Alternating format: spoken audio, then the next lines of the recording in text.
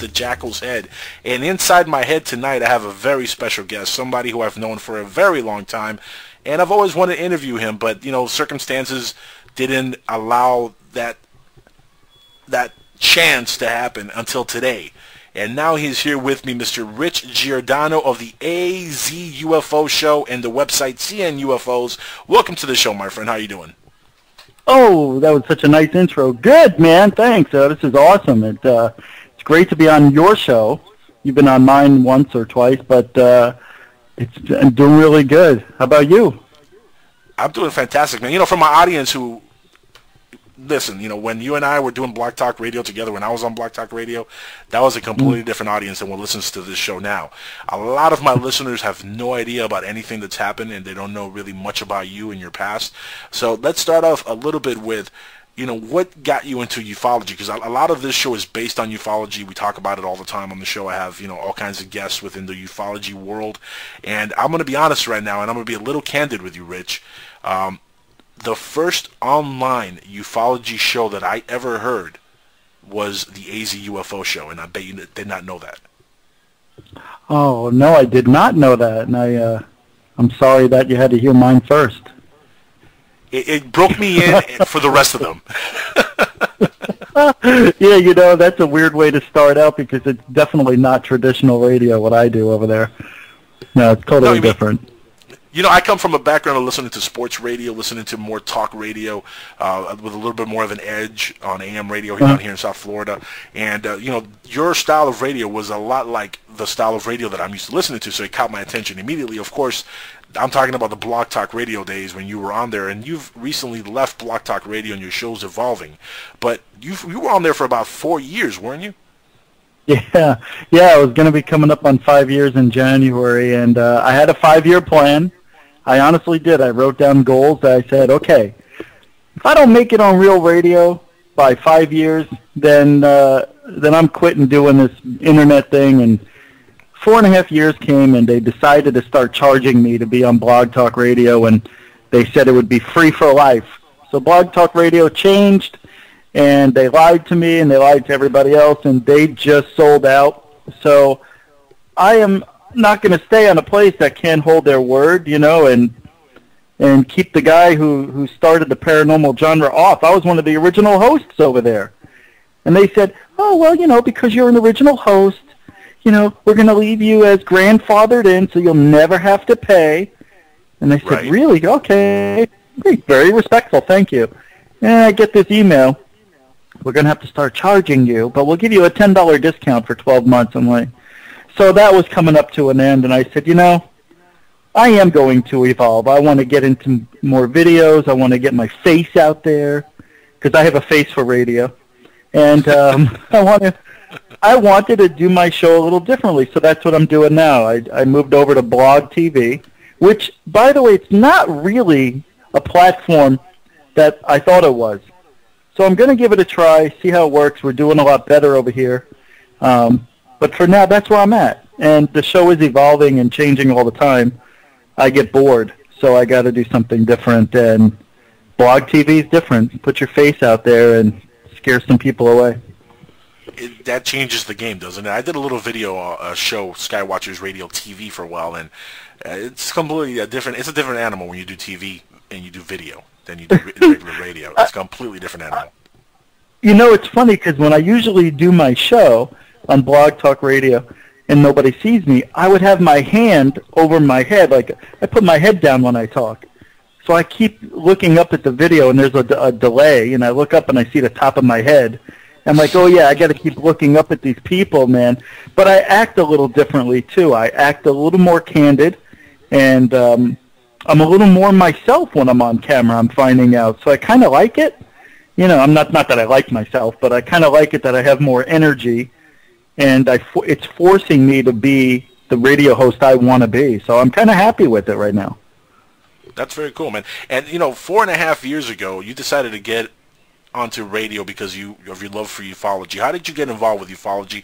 Let's talk a little bit about your backstory here and, you know, what exactly got you motivated to doing ufology-based shows. Oh, boy. Okay, have you ever heard of Renz Radio, Jeff Renz? Yes. Okay. My very first interview was with him on July 4th, 2004.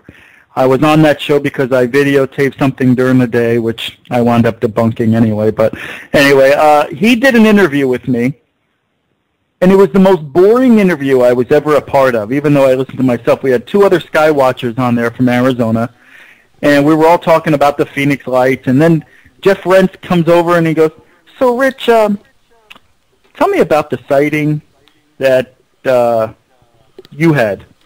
And I'm like, well, da-da-da-da-da, and he goes, huh.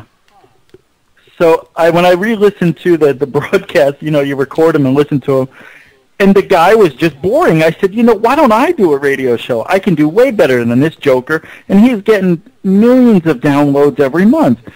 So that kind of kick-started me, man. I thought I could do better, and I had a good, I guess I could say a stepping stone to get started is that a couple of months later, I started learning a lot about ufology. I got into ufology kind of by accident, like a lot of people. We see something in the sky, we don't know what it means, it breaks out our curiosity, and we want to find out what it is. And if you see something again and again, it kind of brings out a lot of curiosity. And I kind of got into it by accident, recording something at night. One thing led to another, and I started being a UFO hunter, just by accident. So I met this guy online. He says, you got to try doing it during the day. You won't believe the stuff you'll see. And in Arizona, we have a really big skyline. It's sunny 345 days a year, so we get to see a lot of sky. So I started seeing stuff, and then I started up a website, Seeing UFOs. By the way, thanks for mentioning it. And I started sending my UFOs to the major UFO websites.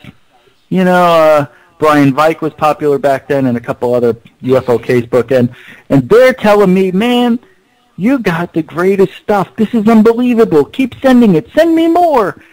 So I'm videotaping stuff, every week, and I have no idea what I'm doing. Nobody teaches me anything. I didn't know what I was doing. So I'm taping all this stuff, not knowing it's a balloon or a plane or a reflection or whatever. So I'm sending it, and they're telling me I'm one of the best sky watchers ever. So I'm getting a big head, and I'm getting a lot of hits. I start up the website, and then I kicked off the radio show. But the radio show was kind of because I started learning by accident through trial and error that I'm not really seeing UFOs every single week like I think I am. There's something. I used to go inside and tell my wife, when I was married, I used to go, hey, hon, can you believe all the stuff I'm taping? Something's wrong. How could I, one guy, be seeing all these UFOs when I don't see any UFOs my whole life? Now, all of a sudden, I'm seeing them every week. This can't be true. So I started, trying to debunk my own sightings. I started to send up balloons in the sky and videotape them, and all sorts of things. I'd go to these parks where people would fly remote control airplanes. I would videotape them from afar, see what they looked like. I videotaped planes, helicopters, all different times of day, different cameras. I'd buy cameras and return them a week later and say, I don't like this one, let me try that one. And I had a deal with the guy at Best Buy, and he said, just keep returning them. You're a UFO guy. We have something in common. So I had this thing where I was able to return cameras as long as I would give them a DVD or do something. So anyway, I found out the truth that I found out a lot of things were going on behind the scenes as well, that if the video looks good enough and it's edited properly, people will think that you're videotaping UFOs when you're not. And then I'm finding out, behind the scenes that people like Jaime Maussan, and I won't go naming all these people, but Jaime Maussan never holds video cam. He doesn't know what a balloon looks like at 1,000 feet away. He doesn't know what 20 balloons look like tied up at once. He's never done any debunking. He's never seen a plane do this or a helicopter do that. And I know he hasn't. I met the guy. I've talked to him. All he does is review stuff and say, oh, that looks good enough. Let's go ahead and post it to the site. And, well, that was a little, that was more like an Indian. So he, so I know I'm running through it really fast because I don't know how much time do we have on your show? Oh, we have about an hour and a half. Go for it. You have plenty of time. Oh, so then let me slow down a little. So then I'll talk like Jeff Renz. So basically, no. That's what happens. Right, that's what happens when Jeff Renz speaks. I'm sorry, he puts me to sleep. Jeff Renz. Either that or he didn't like me. No, he was like that with every show he does is like that. Yeah. So then, so I'm now backpedal a little bit. I'm finding out that I'm not really taping UFOs like I thought. I may have one or two in the mix, but who knows?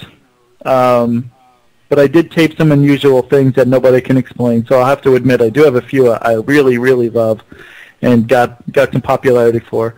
And listening to these radio shows, knowing these behind-the-scene deals that go on where if it's a balloon but it looks like a UFO, let's go ahead and post it to the site and get more people listening, watching, downloading, so on and so forth. So when I started my radio show, I was really going after those guys, the MUFON people, the Jaime Maussands, the major website owners who know nothing about debunking UFOs, absolutely have no experience holding a camera other than a wedding or a graduation or a birth of a child. Who the hell knows? But they're not out there doing the work. I've got over 7,000 hours now of debunking and UFO hunting and peeping Tomming. I mean, you name it, I'm doing it.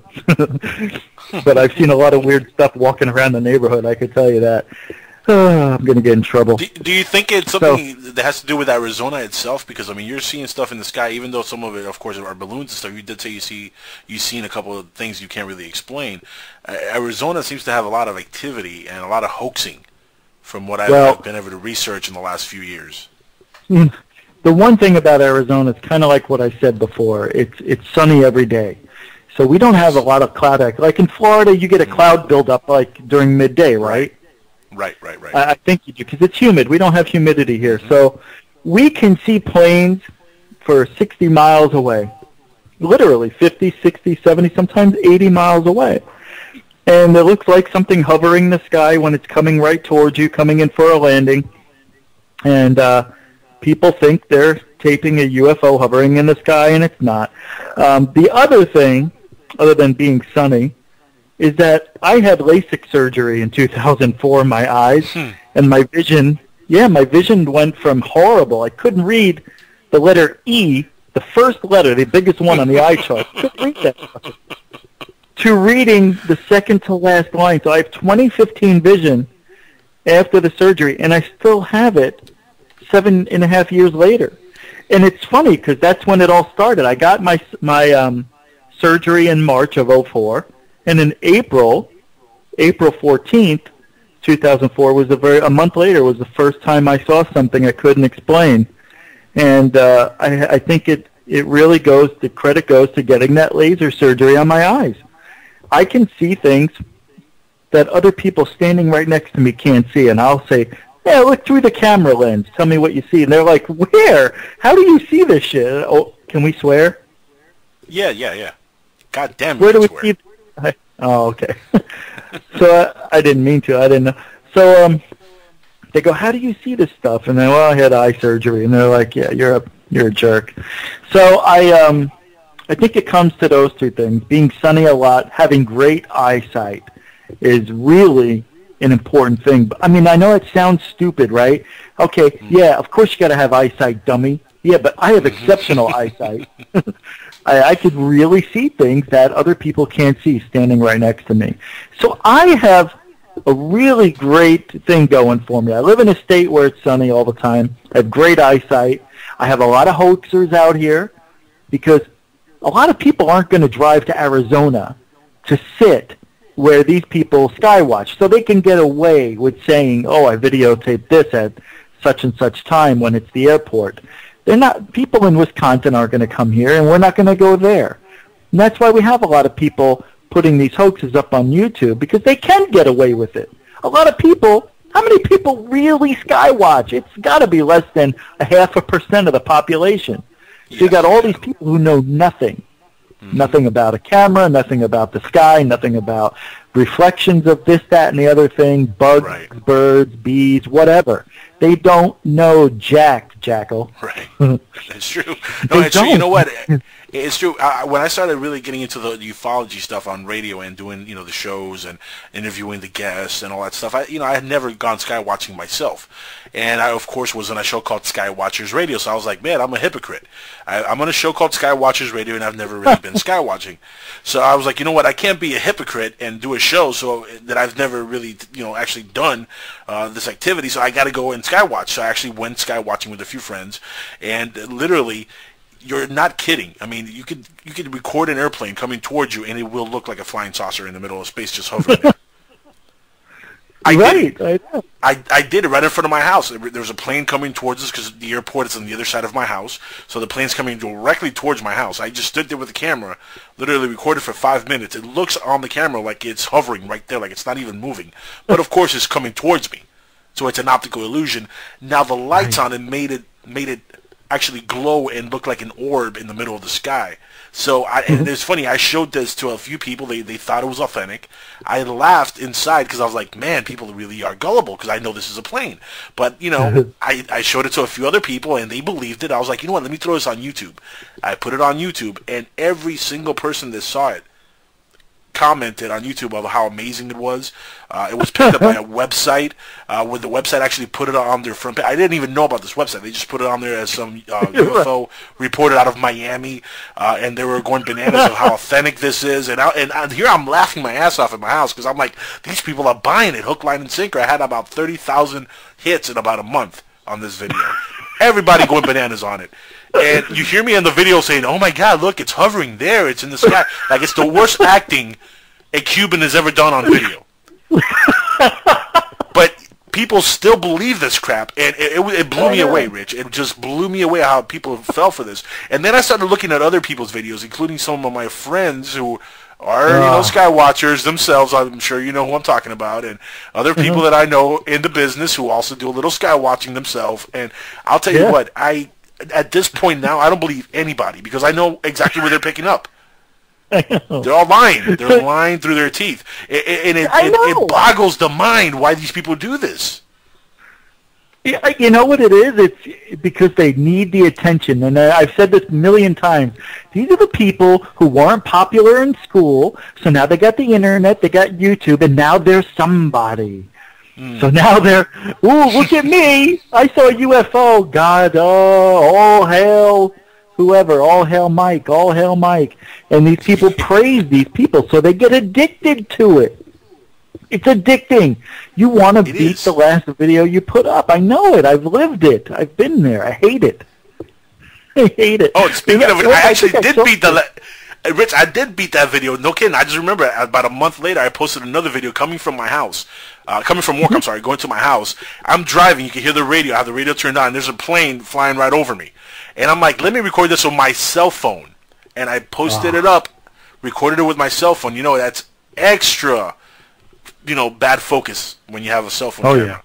The worst. I mean, the focus is horrible on that thing. So it looked, again, like an orb flying right over my car. And again, posted it on YouTube, and again, got the same results.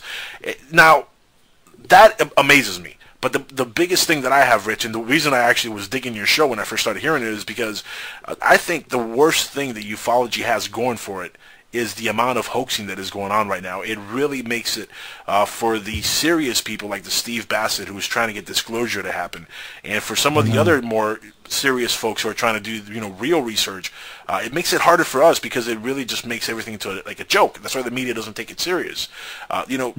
That's the biggest problem with ufology, I think. Do you agree with that? It is. Actually, that is the second biggest problem.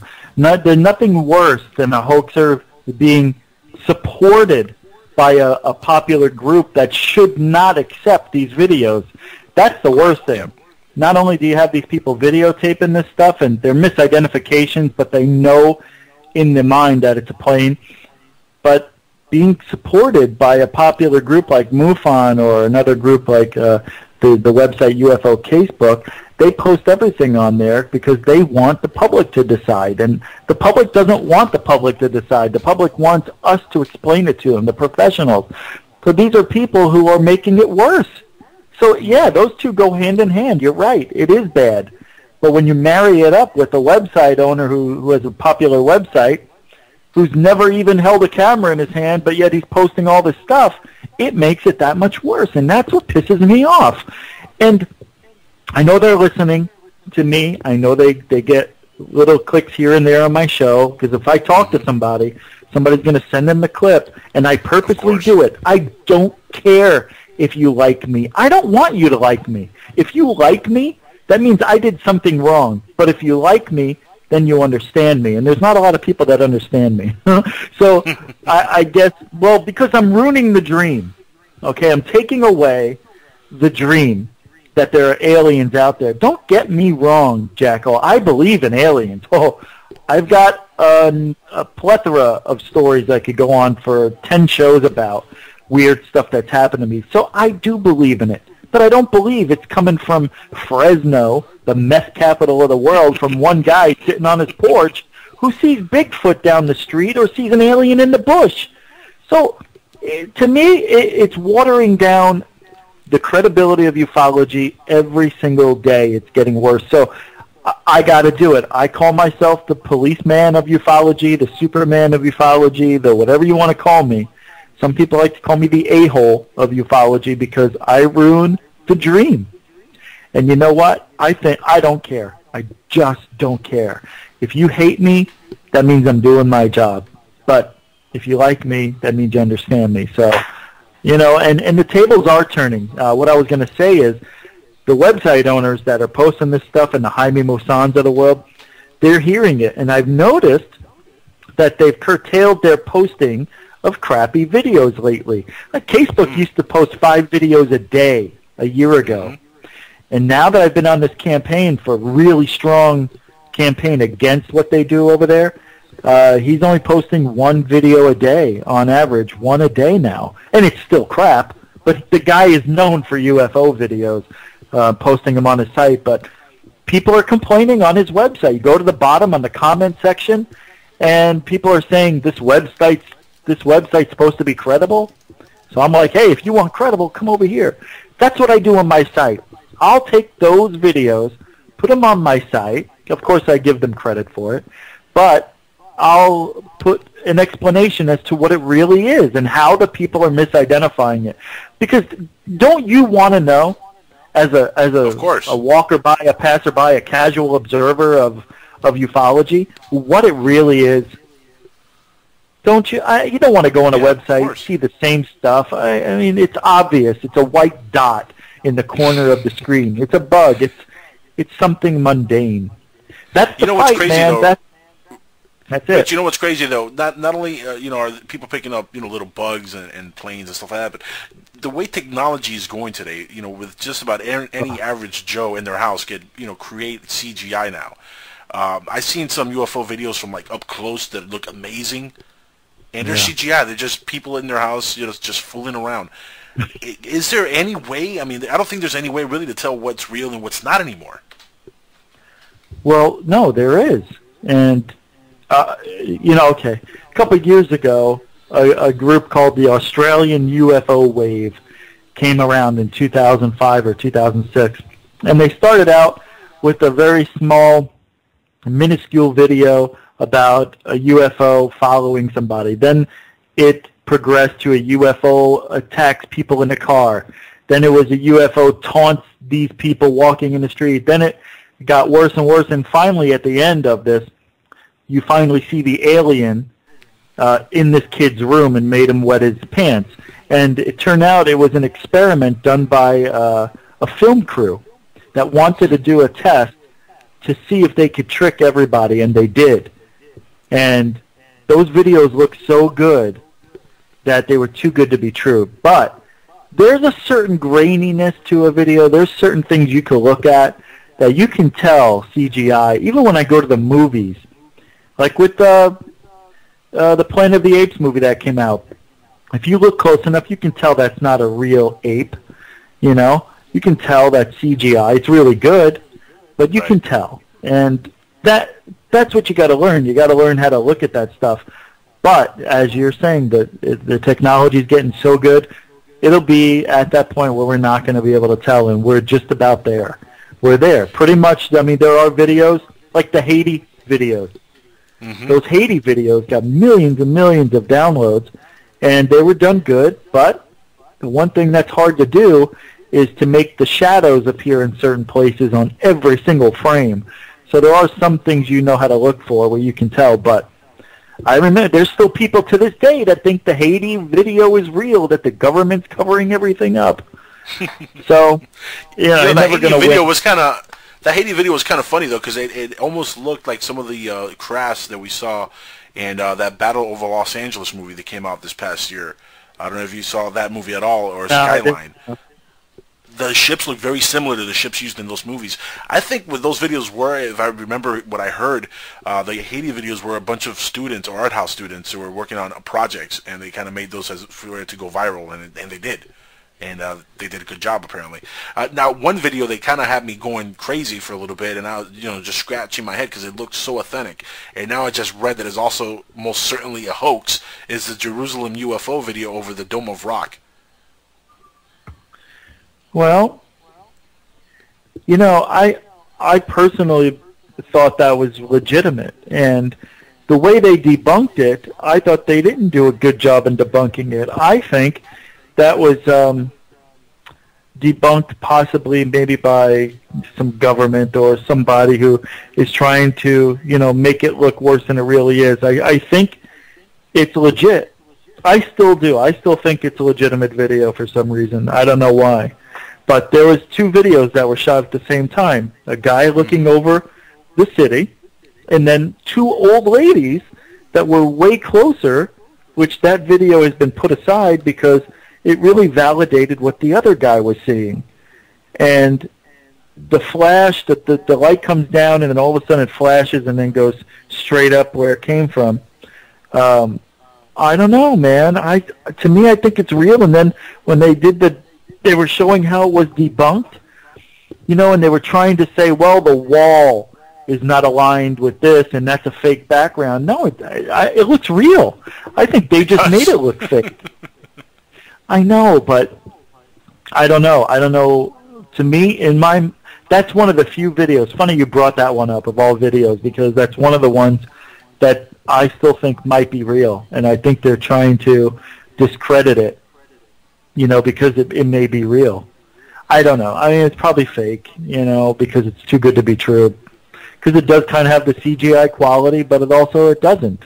Because if you look at these two old ladies, these ladies got to be in their 50s. And these two ladies are videotaping it, and if you listen to the people in the background, that can give it away too if it doesn't mix well with what's really going on, or it sounds weird, it's off. But these ladies, when they were commenting on the light, it sounded legit. So I don't know if their video may be real and the guy's is fake, who's looking over the city, or it's the other way around. I don't know. That's a tough one, man. One of the ones. That's a tough one. Yeah, that did it to me. I looked at that and I was like, Jesus, this looks real. I mean, this one has everything about it that makes it look authentic. I mean, the graininess is there. The reflection on the top of the dome is there. I mean, it just looks real. But here's what's missing. Somebody actually sees a UFO. What do they want to do? They want to tell you every single detail about that experience. There's none of that. So that's what's missing from that story, and that's probably why it's fake. That's why I'm leaning more now to the fake, but I don't know. But when I see something that I think's real, I tell people how I felt. I got chills. I started calling people. We didn't get any of that.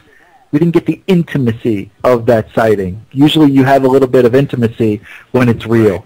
And that's how you can tell a lot of these videos are fake. They post it on YouTube, and there's nothing on it. There's no date. There's no no timestamp. They don't tell you about the weather, the camera they used. People who see real stuff want to tell you everything to validate what they've seen. That's the difference between the fake and the real, and that's good for you kids out there listening. You can tell what's real and what's fake. Now I just told the hoaxers what to do. There you go. And speaking of hoaxers, I'm going to throw out a couple of names at you, Rich, and I want you to tell me the first thing that comes to your mind. Really? When I say you sure? These names. I'm positive. Okay, now, if there's any kids listening, I may swear at this point, so put the kids away. Go ahead. There you go. Put the kids away, everybody. All right, here's the first name. Oh, no. Here's the first name. Jeff Woolwine.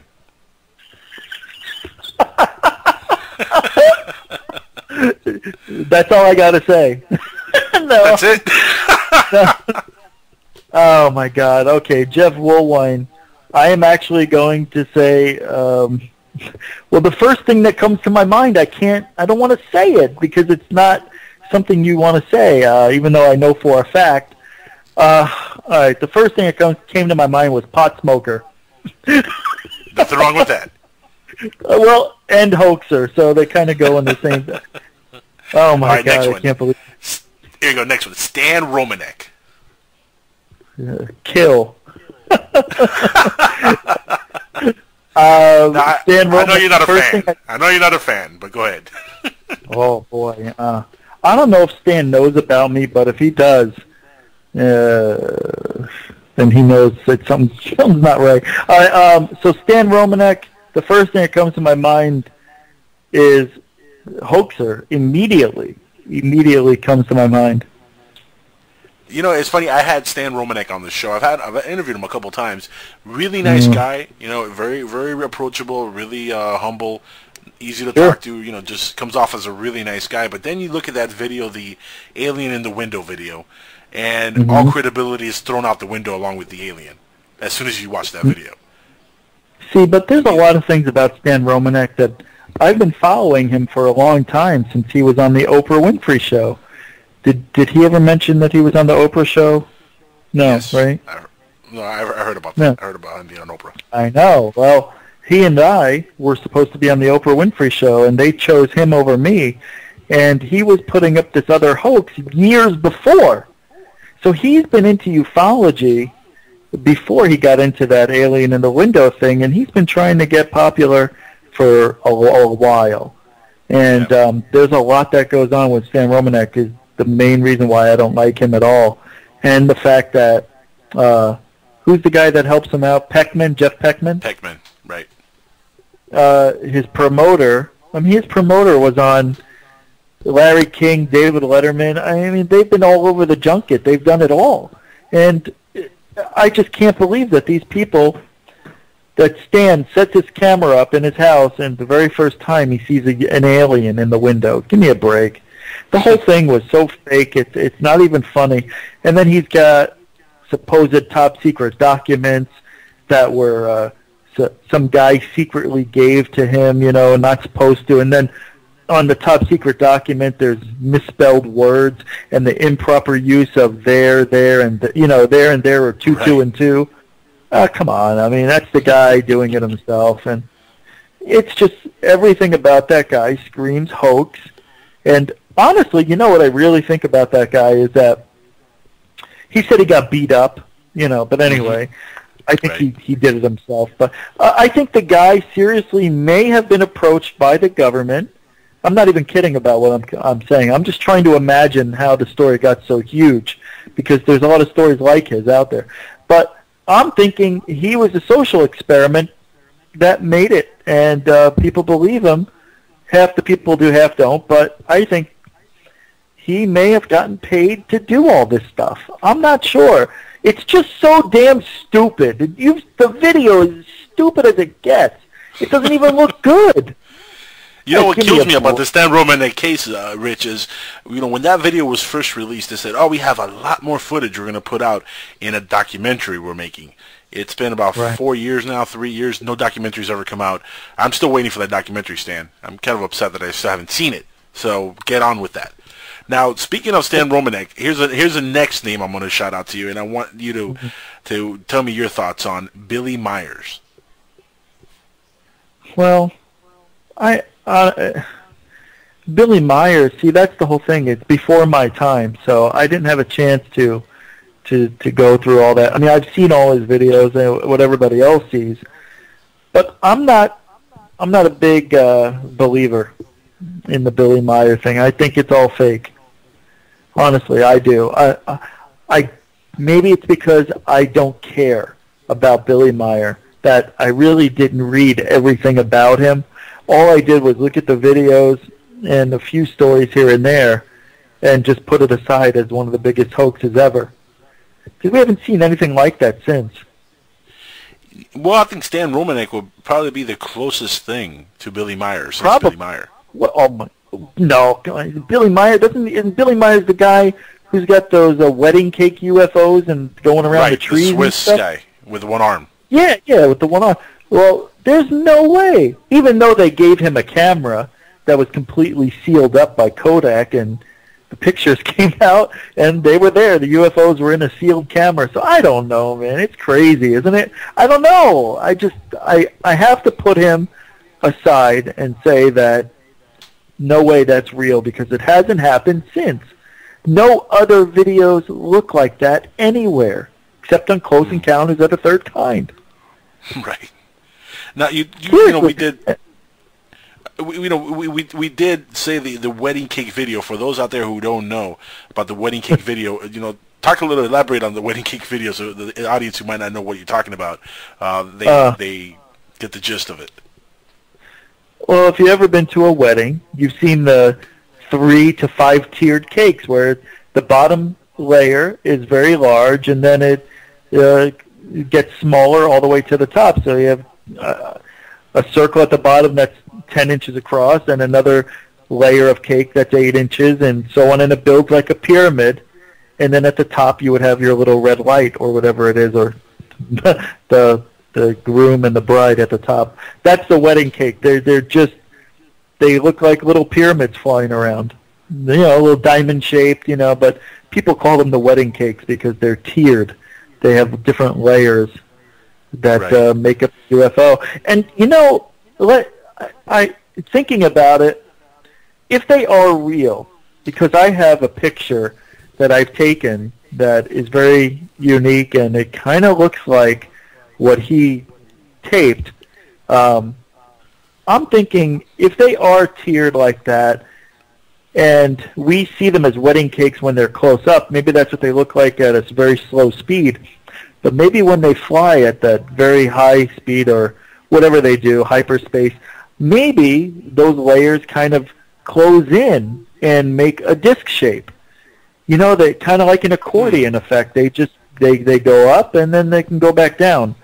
Maybe, I don't know, but yeah, because there's been a lot of people who said, like, in the 70s, there wasn't a lot of hoaxing going on. We didn't have the internet, we didn't have video cameras, so a lot of people did say that the UFO closed in on itself and then took off.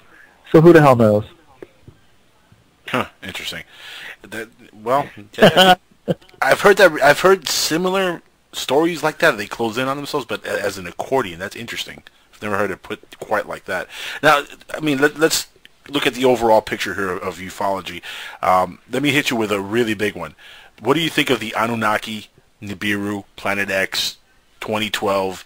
Do you think there's anything to that whatsoever?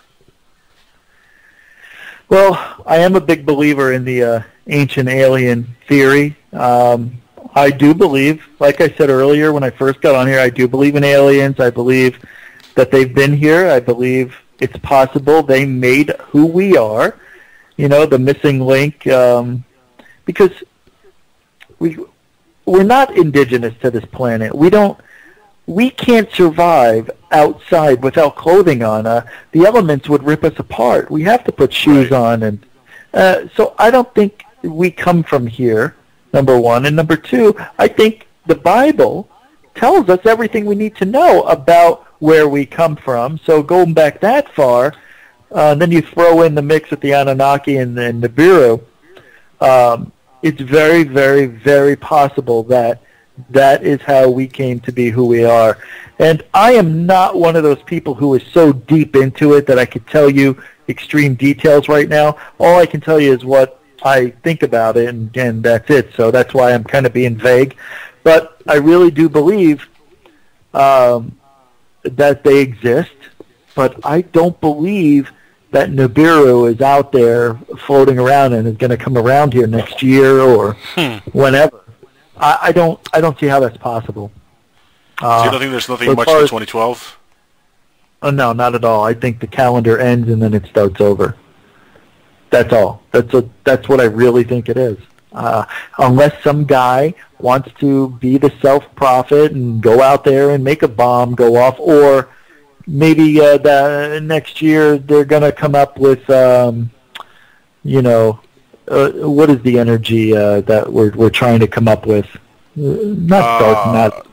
0 point energy? Yeah, something like that. Where there's so we can get rid of all the fossil fuel and all that stuff. So maybe that's going to happen. I don't know. Something. If we go by the calendar, that's interpreted many different ways. If you go by the Mayan calendar, Chinese calendar also ends at that time, but I think it has to do with the alignment of our own solar system with the alignment of the center of our galaxy. So I'm not sure. I mean, how do they know? How do they know the alignments of stuff that takes thousands of years to align? It doesn't make any sense how they could know this here's the stuff. funny thing about that, Rich. Here's the funny thing about that. I don't know if you knew this. A lot of people talk about, well, the galaxy and the planet and the sun is going to align on December 23rd, 2012, and this, galactic alignment is going to throw stuff out of whack, and that's going to start, that's a lot of the theory is based on that. But what a lot of people fail to understand and realize, and you can Google this, is that galactic alignment happens every year on December 23rd. Every year. So I thought it was every 26,500 years.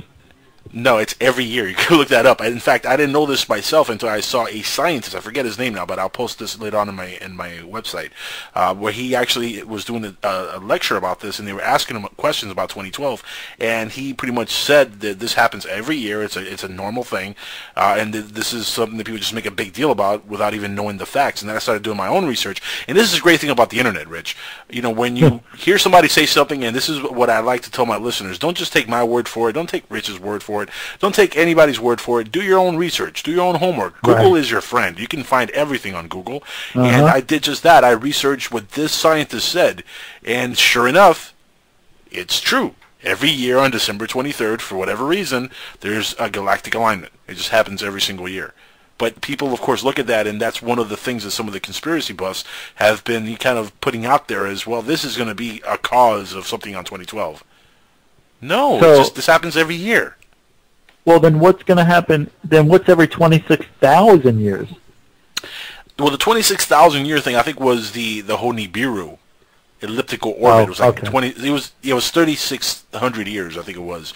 The elliptical orbit, supposedly, the Zecharia Sitchin had told everybody that this planet was on, which would spin around our sun, go all the way around another dwarf sun, I guess, a binary star system that supposedly we're a part of, and it would slingshot right around back over again to us every 3,600 years, and at some point it'll come really close to the Earth.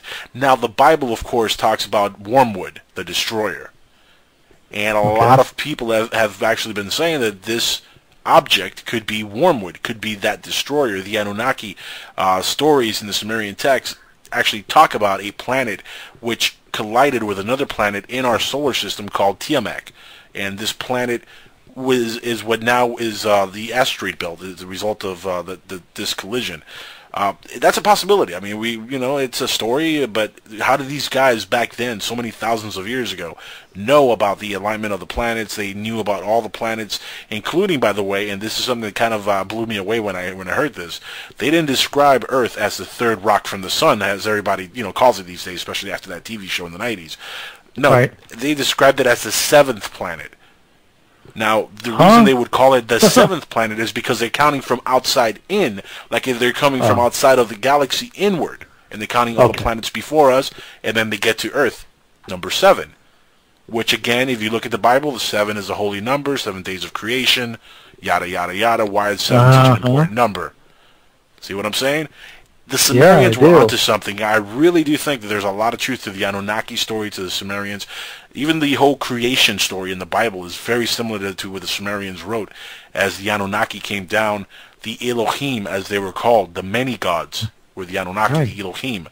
they came down and seated men in their image under their likeness. That's exactly what the Bible says. God came down, seated men under his image, his likeness. It's almost word for word. The Elohim, the Anunnaki, created the first Adum and the Ivu, is what they called them, Adam and Eve. Same thing. Oh, they created their first... You know, if you go word by word, it's almost an identical retelling of the Sumerian text, just with some deviations where you could tell somebody was taking liberties with the story and just creating shit as they went along. You know what I mean? Yeah, because that's what happened. It's bizarre. That's crazy. But it's bizarre when you look at stuff like that, and that was thousands of years ago. I mean, how did they know all this information? I know. That now we're catching up and, you know, finding out now. Well, they'd have to be extremely intelligent and have to have been around to see all that stuff thousands of years. They'd have to be, their people would have to be around that long to know about it.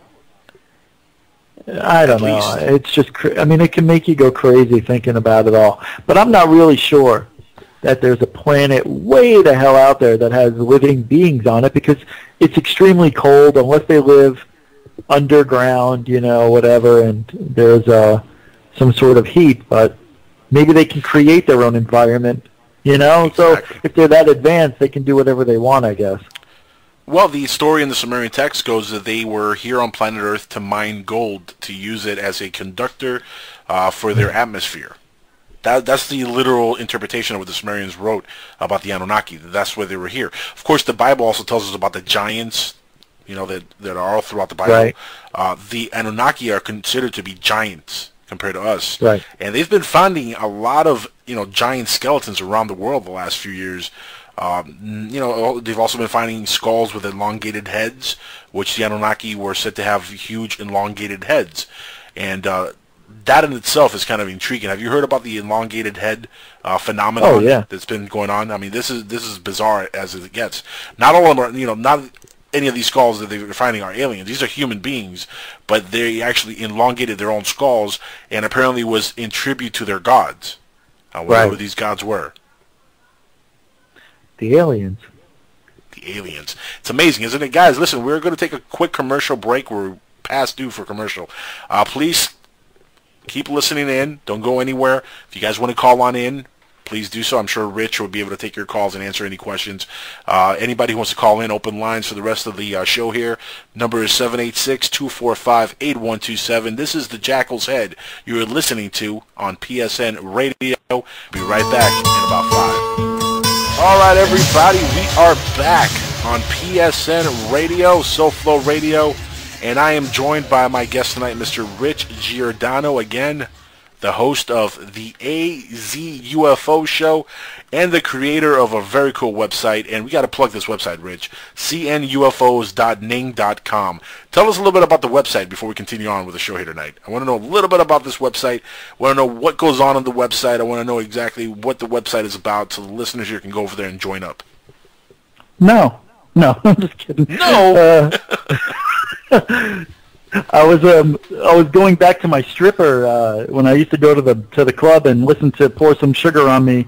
I was just in a fog right now, just imagining all the strippers.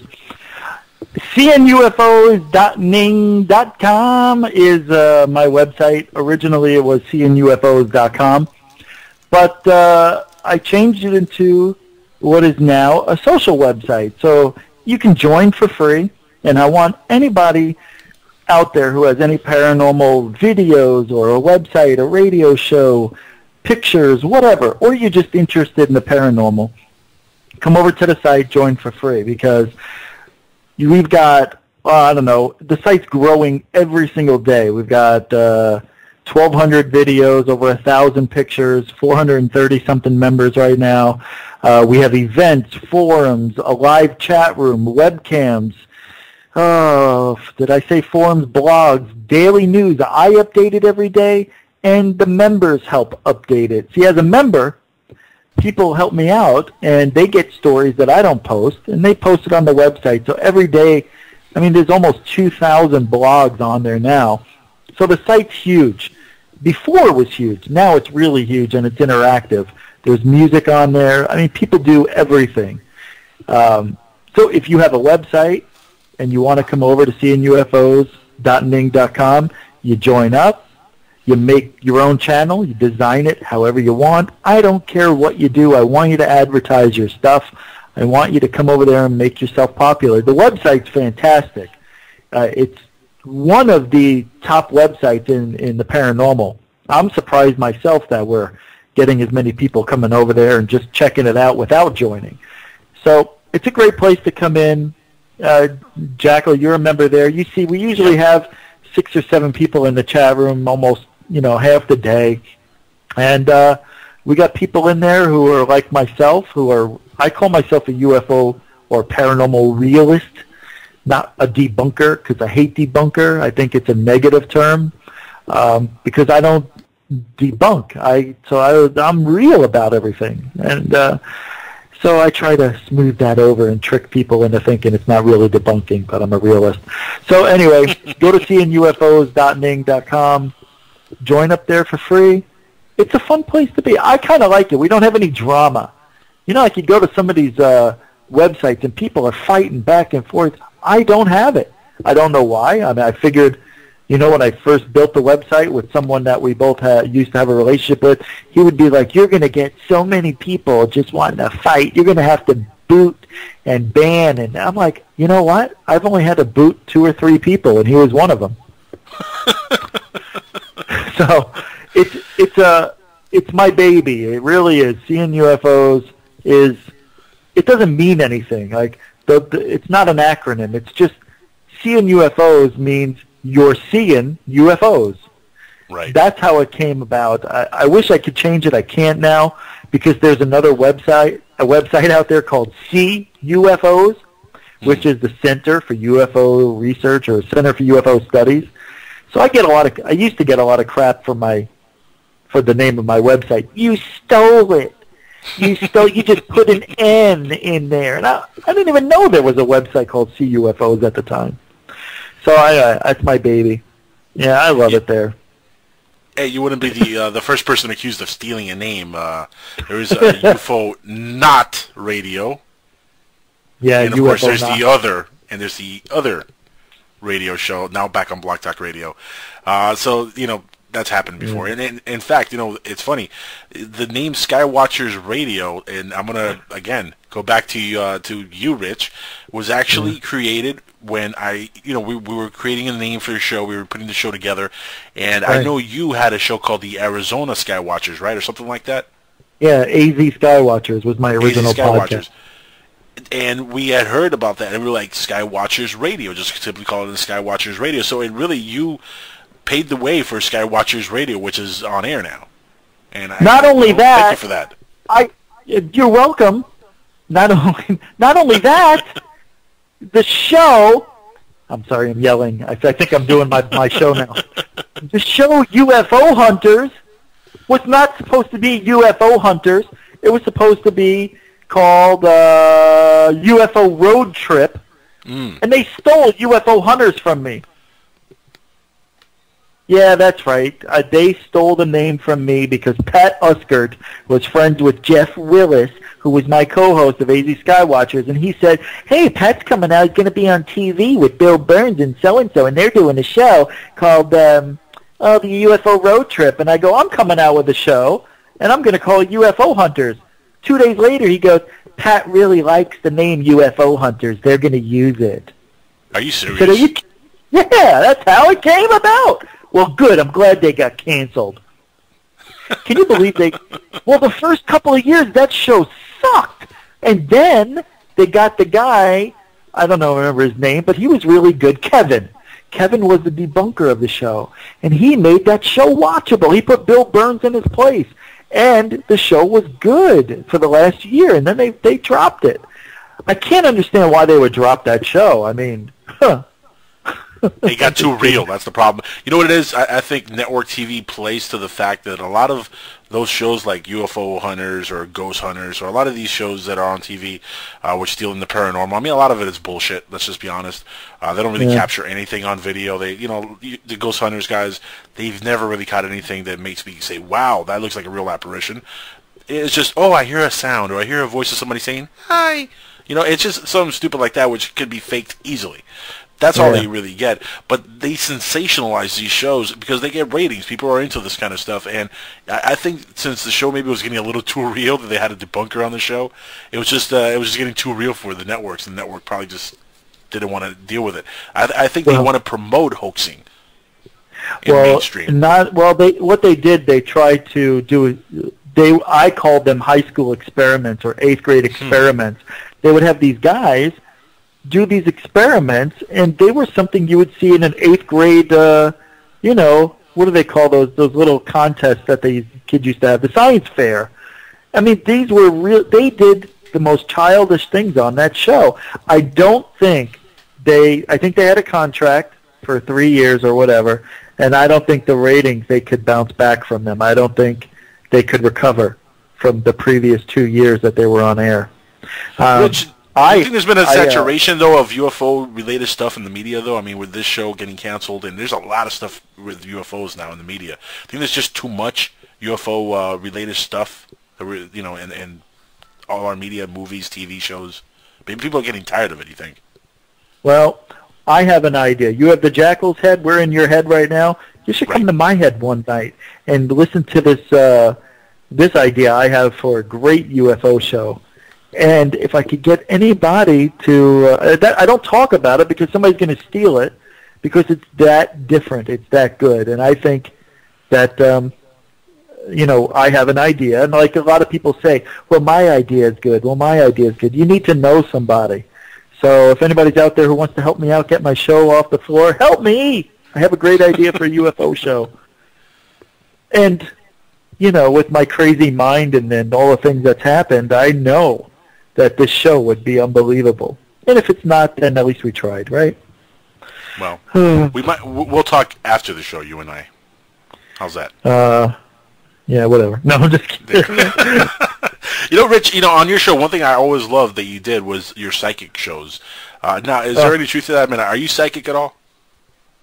All right, here's the deal on the psychic thing. I've gotten asked that, and I usually avoid the question. And I would answer it with a question, and I would say, well, what do you think? But I'm not going to do that to you because we're doing your show tonight. I'll tell you the truth about being psychic.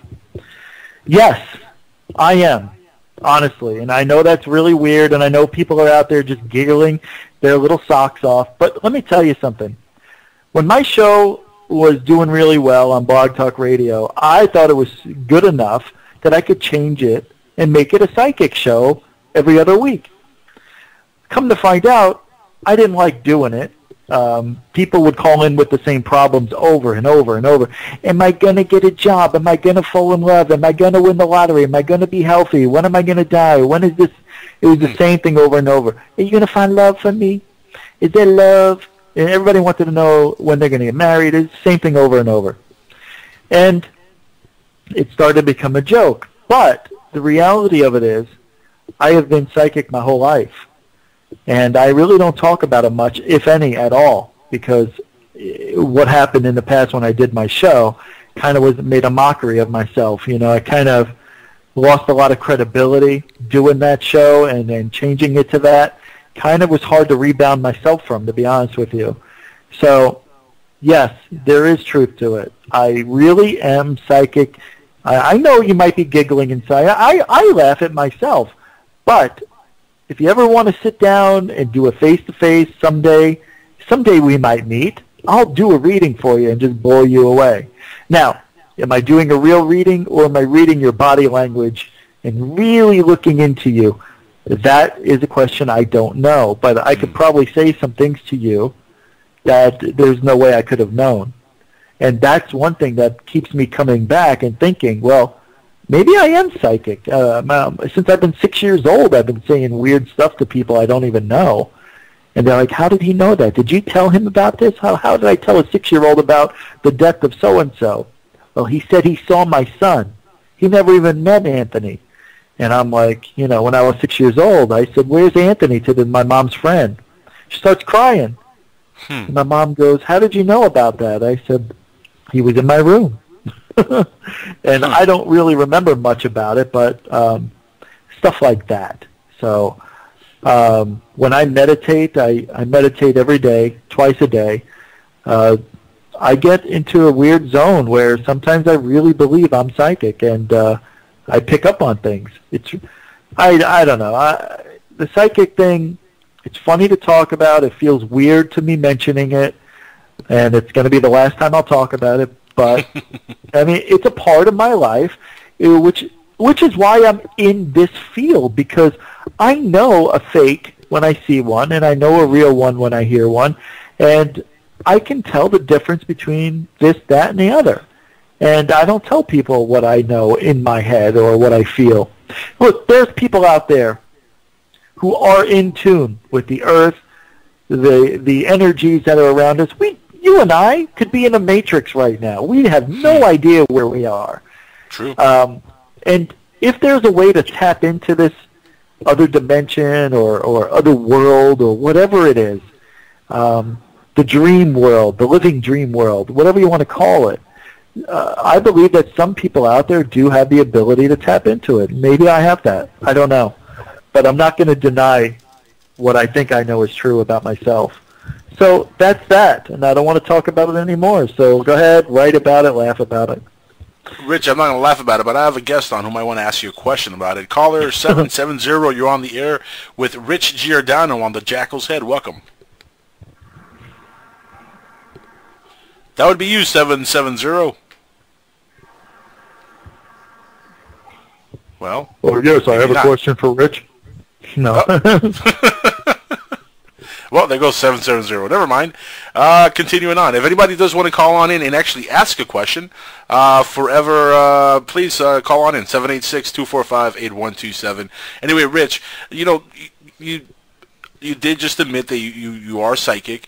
Do you have any psychic dreams or any dreams that kind of lead you to really believe that, yeah, you definitely have the psychic ability that you have never told anybody about? Well, the dream thing isn't really a psychic thing. The dream thing has to do with aliens. All right. So when I was a kid, maybe the psychic thing has to do with it, but I've had a couple of dreams when I was a kid, and I call them dreams. It could have been real for all I know, because that's how real it was. But I've had dreams where I see a craft, a UFO, and it's in the street. It's raining. I see the rain falling off of it. It's dry underneath the UFO that's sitting there in the middle of the road where I used to live. And I walk out to it, and I'm getting soaking wet, and I put my hand on it, and I could feel this energy, and my hand kind of sinks in to the UFO just a little bit, kind of like memory foam, but it was kind of like I would call it energy foam. So my hand went, and I was trying to find out where the opening was. And in this dream, I found the opening. I go inside the UFO, and I hear a woman's voice that says, "Please sit down." I look underneath me. The craft was totally invisible, but I saw it, because it was raining on it. And when I got inside, it took me to, the future Earth. And I was in Phoenix, Arizona, at a place called Paradise Valley Mall that was underground, and it was the future. And I remember asking, what year is it? And it was around the year 3000. And it was kind of weird. And I've had that dream continually throughout my life. I've had dreams where I see my mom in the backyard, and I see her standing there looking up, and I open up the door, and I go out, and I say, "What are you doing?" She goes, "Shh." I said, "What?" She goes, "Look." And I look up, and I see a UFO. I mean, literally within a stone's throw away. I see this UFO. I see detail on it. It was real. To this day, as I tell you about this dream, I still think in my mind that it really happened. Like, I think I'm being tricked into believing that it was a dream because it was so real. Perhaps it's just your memory coming back, like some regression memory that's coming back. Listen, Rich, not to stop you there for a second. The caller's back on the line. Caller 770, you're on the line. Are you there? This is Yogi here. Are you talking to me? I'm talking to you, Yogi. What's up, buddy? Welcome to the Jackal's Head. You're on live with Rich Giordano. Yeah, I was just thinking about that thing about him talking about the dreams feeling so real. I've had dreams where I woke up and, had to stop and think for a few minutes and realize that it was a dream, that it wasn't waking up, wasn't an extension of reality. But I've never, I feel left out, guys. I've never had any kind whatsoever of a UFO or alien experience ever in my entire life. Well, so I feel left out, you guys. What am I going to do? Well, there's nothing. I feel bad for you because, I mean, we don't have any control over what we dream. So that's what makes me think that there must be a connection. There must be something that makes me dream of this stuff. Whether, I don't know if it's TV has an influence or movies, but this is before all that stuff even. Yeah, if you never had a dream about UFOs, and I've had many of them. I've never had a real life experience about UFOs or aliens either. Dream, experience anything, nothing. Yeah, well, I mean, not everybody has them. I mean, it's just a fact. I mean, I have had a psychic dog experience and a ghost experience, so I know there's something to the supernatural and paranormal. It's just that I have never had anything to do with UFOs and aliens. Yeah, see, that's bizarre. Because there's a lot of people I know who don't have these experiences or don't admit it.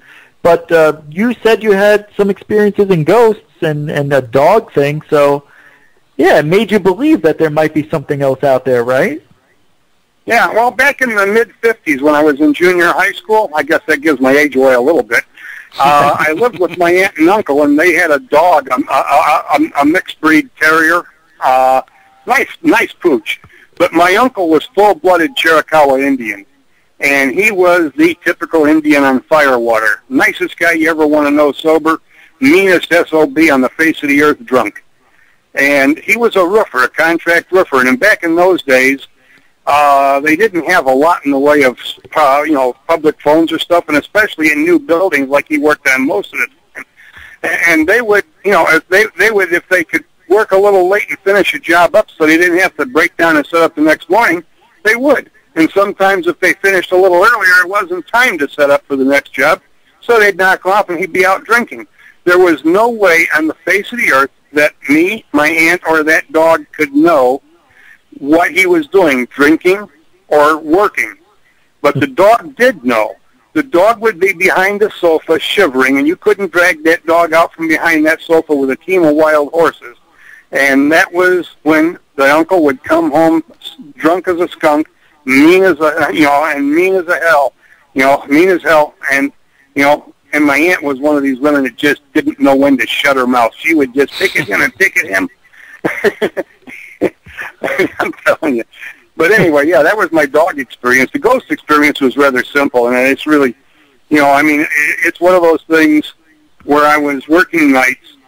I had just got home. I was laying in bed reading. I lived with a wife and 3 kids, but because of the odd hour I worked and got home, I'd come home and I would sleep in a separate bedroom downstairs. We had a 5-bedroom house. And I would sleep in a separate bedroom downstairs right by the foot of the stairs coming down from upstairs. And one night, I had just finished reading and turned the light off, and I hadn't had time to go to sleep or anything. I was totally awake the whole time. I heard something coming down the stairs, and I rounded the corner to the door, and there was standing in the doorway this woman in a kind of a ghostly gown, a ghostly look to her, kind of a see-through type apparition type thing. And I felt the most unreasoning terror I have ever felt in my life. No reason, just terror. I was scared out of my, I was practically scared out of my shorts. It's just unreal. And then she disappeared, and I never slept in that room again. It was that strong of an experience. I would never sleep in that room again. Well, that's the impact that these dreams or these apparitions or these experiences have on us. What do we know? It's the unknown. That's what makes it so fun. Yeah. Well, interestingly enough, but not for my son, my older boy later on wanted to have that room. We put him in there for his bedroom, and he started having night terrors, waking up in the middle of the night, screaming bloody murder. We had to move him out of the room. Yeah, and the funny thing is that whatever this is, it had to be attached to the land because we were the first owners of a brand new house. Oh, yeah. It couldn't have been something that happened in the house, but it was old farmland originally. So it had to be something attached to the land. It wasn't something attached to the house. Yeah, that's Maybe it. that room was Indian built right burial over a ground grave or or something. Indian Yeah, burial Maybe ground, that like a room itself poltergeist. was built right over a grave. Yeah, like poltergeist. Yeah, that'd be great. Yeah, that that'd did be come to freaky. mind later when the movie came out. It was before the movie. Yeah. Oh, this is before the movie. Oh, okay. You know, it's funny, when Yeah. we first moved down to Miami, we moved into a duplex, and I have kind of a ghost story also. And I've never seen a full apparition or anything like that, but we moved to this duplex out here.